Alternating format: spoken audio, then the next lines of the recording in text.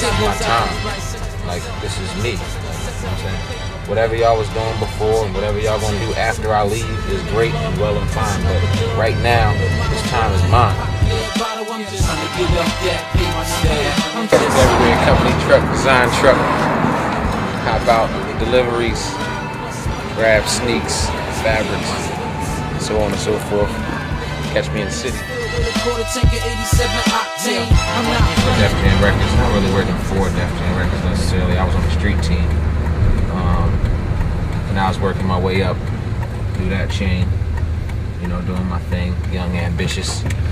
I started rocking Adidas shell toes. So I was bored, I started getting bored with the selections, what was available in the store. So I buy these shell toes and I start customizing them. The artist came to Philly.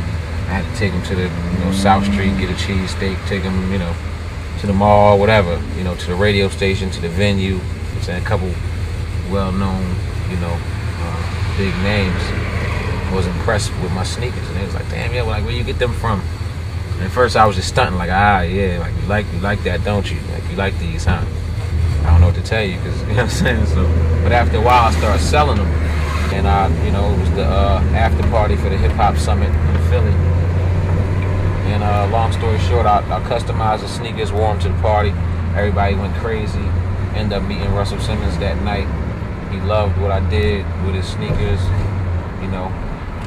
And 6 months later or so, I was in New York designing Fat Farm sneakers. Adams, this is his book. He was the art director at Def Jam for like 15 years. Shout out to him, shout out to Def Jam Records. This book is called Definition. It goes into hip-hop's effect on art and hip-hop's influence on art. Then it goes into sneakers.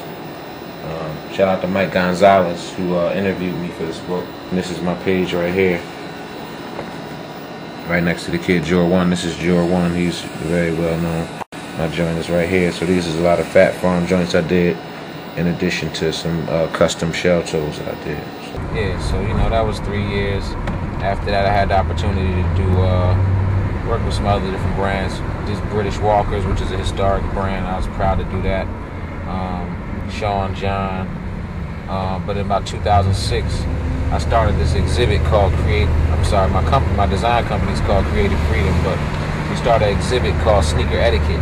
It was really just a way in 2006, like I was in between work and everything like that. I was trying to build up new clients.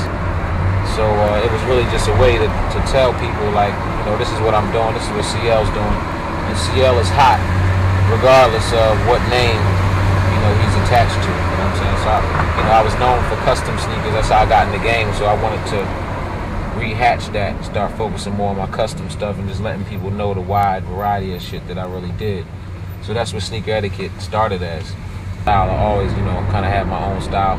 Maybe because, when I was younger, I couldn't really afford all the best names and stuff like that. So, I had to make do with what I could do. So as far as the ties, now it's funny, I used to be known for sneakers. I'm still known for sneakers, but a lot of people now know me for the ties. Like, I'm probably known more for ties than I'm known for sneakers. And rocking the ties right now, whatever. So how that came, it's kind of a funny story. Maybe this, I killed him with this for Fashion Week. It's hard, but you're supposed to roll your ties and all that.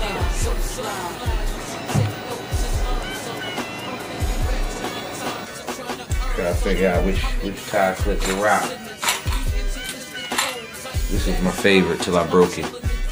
FlyGuy signature tie clip. The idea to put the tie, when I first started rocking ties, I used to rock them like this, like, you know what I'm saying? Flipped on my neck, and the small part would be like kind of hanging. So it was kind of recreating the way that bandanas looked around people's necks, like, you know what I'm saying, tied.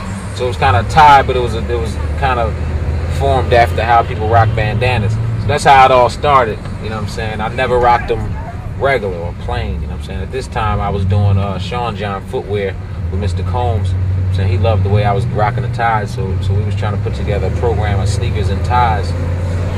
Unfortunately, that that sneaker deal kind of went awry. It kind of got accepted. I never really got no real flack from it, and I think that's because I just owned it. You know what I'm saying? I never had no doubt. Even if I did, like, I'm not gonna front. Some days I went and put the tie on. I was like, man, I'm not wearing no tie. You know what I'm saying? But at the end of the day, I owned it. You know, and people respected that. So that's really what it's all about. Own your whole thing. Own your look. Own your style. And that's really what I'm all about. I'm not a fashion person. Like, you know what I'm saying? People say, oh, you're a fashion designer. No, I mean, I design stuff. But to me, it's really all about style. It's about style. It's not about fashion. It's about style. You see what I'm saying? And that's what I'm about. A couple years ago, you would catch me in the back of the club, back section, laptop, designing shit. See what I'm saying? Because my inspiration really comes from people. It comes from energy. You know what I'm saying? It comes from, you know, a lot of times, you know, an office. Like if you're in an office, like in my design studio or whatever, it's hard to get inspiration sometimes because you're in four walls. So I personally, I get my inspiration from people. I get my inspiration from the universe. Damn, I'm in the zone like Fleetwood. Career took a detour. Now it's feeling like breakfast, home sweet home. There ain't no telling what you see me in. I started out in the music game. Before I was even in any music game or anything like that, or ever had hopes to one day work with great labels and great people like Def Jam Records, I was just a kid that was 14, rapping in high school just like everybody else. So my roots and my love for music goes back half of my life, you know what I'm saying? So, you know, but with that being said, you know, I came from the music game, but I really started making money as a designer and supporting myself as a designer, you know what I'm saying? Sometimes you can build a bridge, you know what I'm saying? One opportunity is a bridge to another. I'm already known pretty much all over the world as a designer, as a hot designer, one of the best designers, and this ain't even me just saying that, this is just what I'm known as, you know what I'm saying? So I'm a designer that's about to kill it in music. So I'm a designer that raps, not a rapper that designs. You know, life goes way beyond the block, it goes way beyond, you know, the perils of the hood. You know, it goes way beyond. I'm all about teaching people and showing people that it's more than one way to get money also. Like an example for people that say, damn, I don't gotta push no crack. You know what I'm saying? I don't gotta run around with this, you know, with this pistol and you know. So that's what my music is, you know what I'm saying? It's just really, you know, I talk about designs, I talk about music, I talk about trying to get to the top, trying to make it. My usual question, does the world really need another rapper? And you know, the answer is no. You know what I'm saying? But what he said was that the world does need another image. You know, the world does need another viewpoint. You know what I'm saying? And that's what I feel like I bring to the table. What up, world? You're now rocking with the Flyest Alive, CL Fly Guy. You know, we bum rush. The bum rush is in full effect. You catch us everywhere, just jacking shows, jumping on stage, doing our thing. I'm saying this is Whiskey Boy Wednesdays down here at the Piazza down in Philly. So I heard they got something going on. Horn section, nice little hip hop night. We're gonna go bum rush, do our thing. You know what I'm saying? So.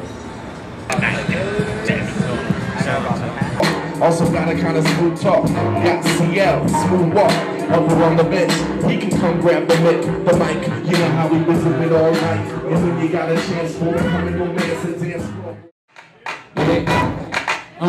When you see me on the street, keep walking. Shorty walking by, streets talking, Philly and by, Shy, LA, the Bay, down to ATL. What they talking about, huh? CL, you know him. The one with the tie, stay fly, slim. Philly fitted, no stickers on the brim. Stick with him, girlfriend, you going places. Straight to the top, their face looks shocked. Everybody wanna know, damn, how he blow? He have it like that when I knew him before. Now when he pull up at the spot, everybody mouth drop, check his eyes glistening. Never should've tried dissing him. It's okay, keep walking, I ain't talking. Shout to CC and CL, so next time you CC in the CL with black tents, my chick got a London accent. I do this really, the real deeper reason behind it all is that I feel like this is what I was put here to do. I was put on earth to influence the world through my vision and music and style. And that's European hot thing. And it's filled with a quarter tank of 87 octane. I'm not playing. Oh boy, I'm just trying to get up that paper stack. Cause if it ain't about the dough, I probably won't show. If you ain't know, I'm the next nigga to blow.